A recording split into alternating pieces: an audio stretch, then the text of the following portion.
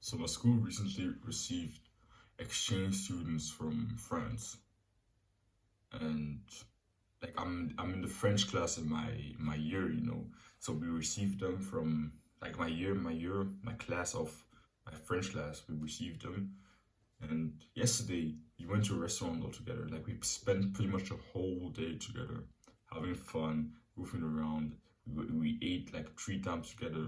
We first ate in the canteen, and then we went to like a little cafe, and then we at the end of the day we went up to a restaurant.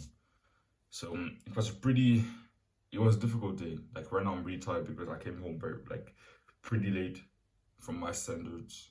So I was a little bit tired. Even now I'm still very tired. But it was a fun day. It was a pretty good experience. So in this video I just want to quickly talk about some lessons. Because of course it was a fun day, but there were some lessons that I learned. So I just want to show you just some lessons that I learned. And it's first one is just do some social events with friends.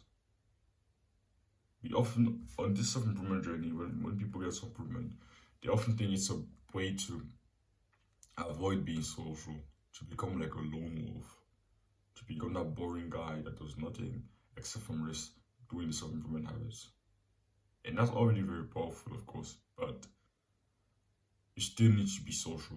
You're a human being, but like we're social animals. You can't just disconnect from other people. You can't just be that lone wolf for the rest of your life. If you like, it can feel very bored if you do. If you try to do that, you feel very bored, depressed.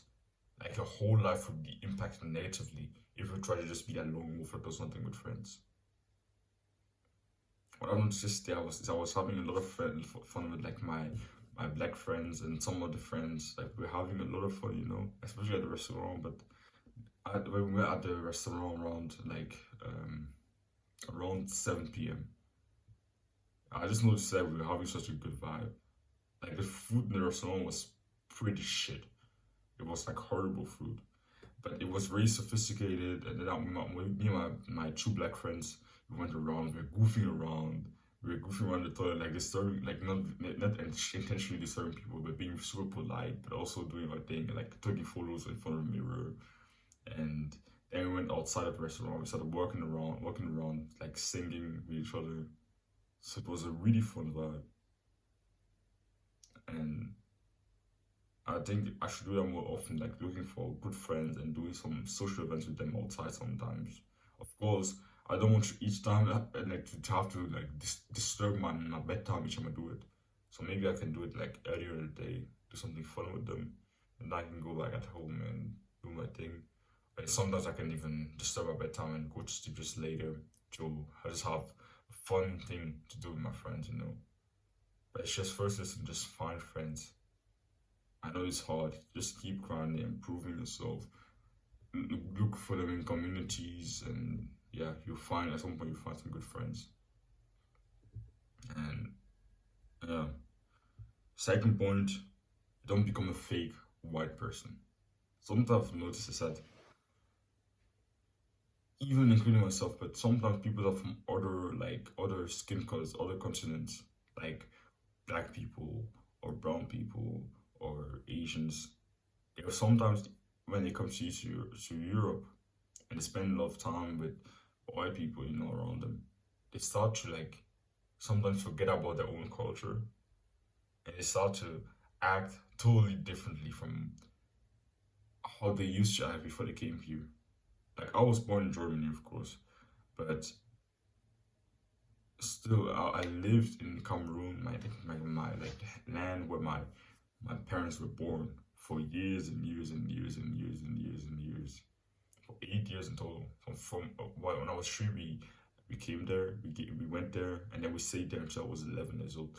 So I know a lot about my culture. My culture. I can speak like the French language, and I know a lot about my culture. I act a lot like Cameroonian people. So one of my black friends is also from Cameroon. So we're able to like converse and talk about some goofy things from Cameroon and all those things. And at some point we even talked about this, about people that have come from other countries or have their parents that migrated from another country, but that totally know nothing about their culture. They become fake whites. They like act like white people, but they're not really white. And of course, it doesn't like it's not that deep, not like that serious. But I think to a certain level, you should still have connections to your own culture and not fully forget that. But I think it's a beautiful thing to at least know a little bit about your culture and also be part of it.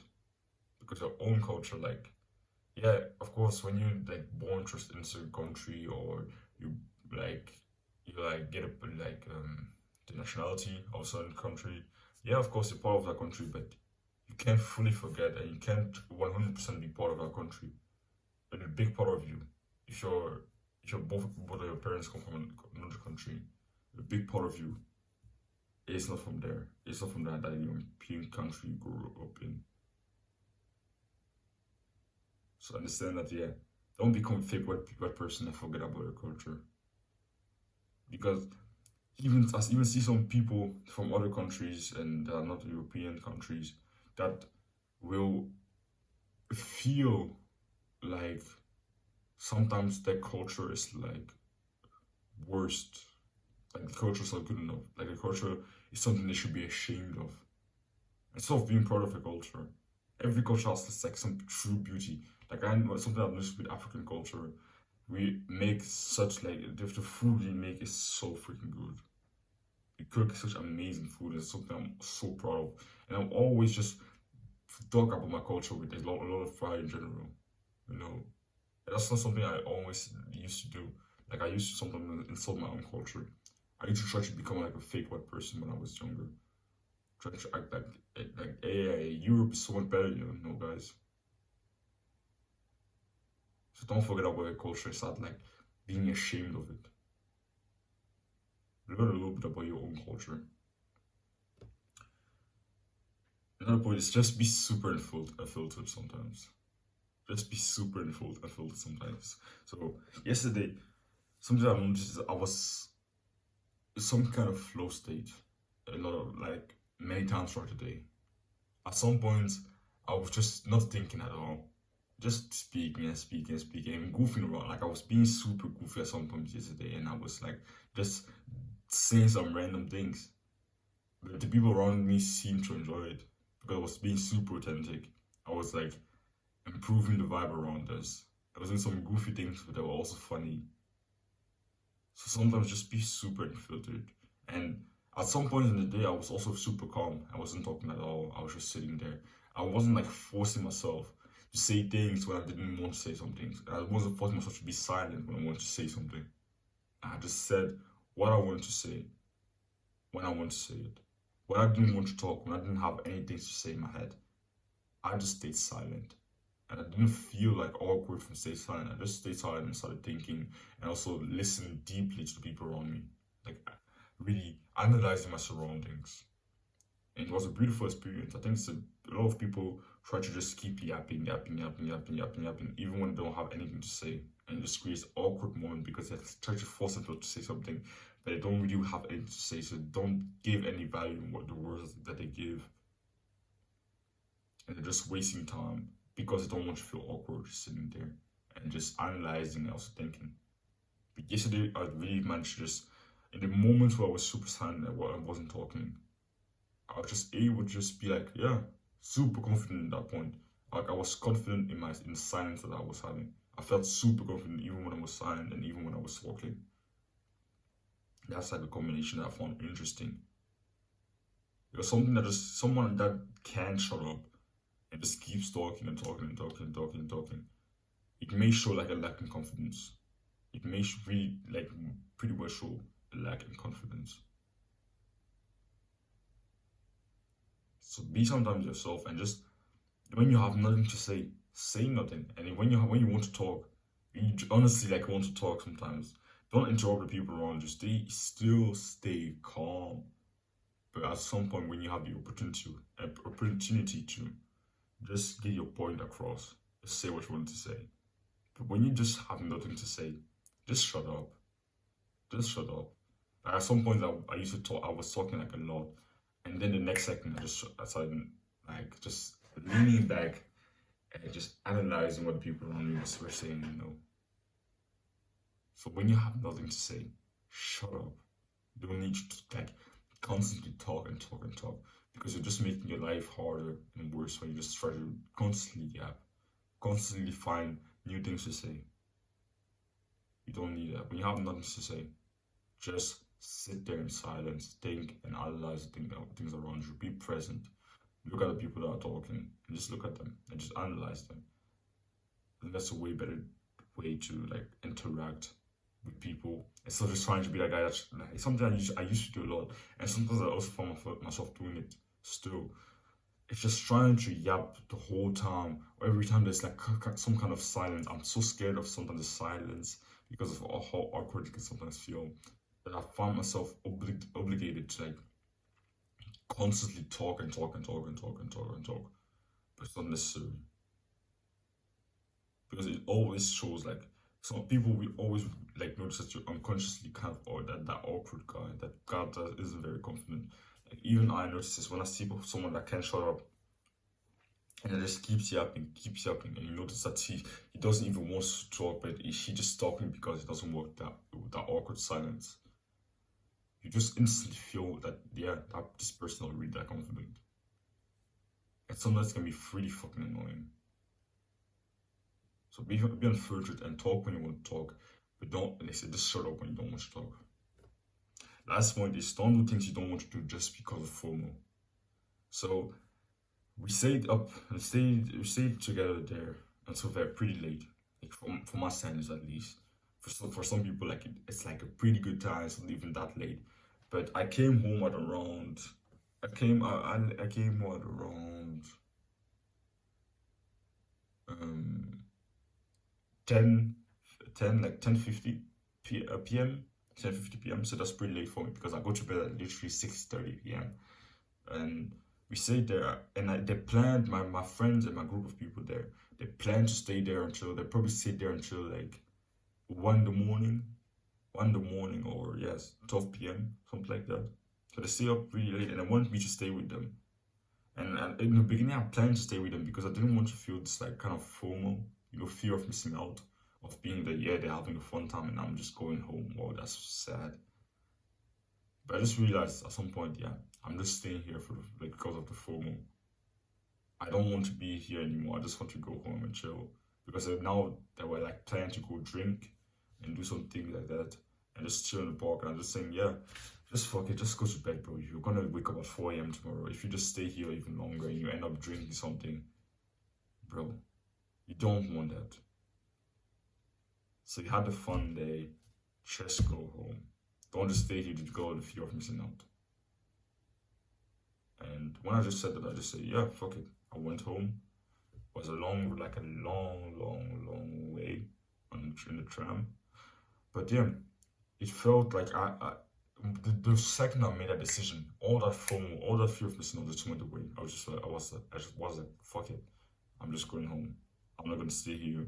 Of course, yeah, it would be kind of fun, but I know deep inside that I don't want to be here. The only reason I want to be here is because of the fear of missing out, because I know so many people are doing it, and I don't want to, like, sometimes you come to school afterwards and you hear about all the fun things that happen, and you're like, oh fuck, man.